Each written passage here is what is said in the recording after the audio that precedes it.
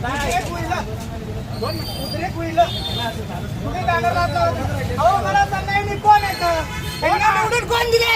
सर्वसामान्य जनतेने दिलंय आणि सर्वसामान्य जनतेच्या हक्काची शाळाची जागा हे लोक बळकावतात आणि यांचा निषेध करण्यासाठी आम्ही यांचा पुढे का लावू नये? का लावू नये?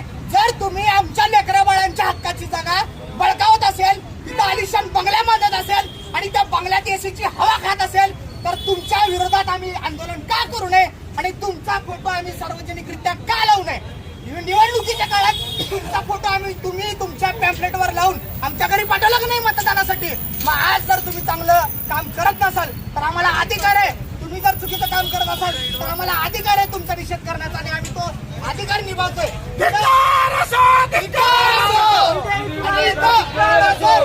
जर फोटो इथून जर हटवण्याचा प्रयत्न झाला तर सर्वसामान्य जनतेचा उद्रेकाला प्रशासनाला सामोरे जावं लागेल. आमचं म्हणणं एवढंच आहे की गोरगरीब लेकरांच्या हक्काची जागा ती लोक बळकावतायत.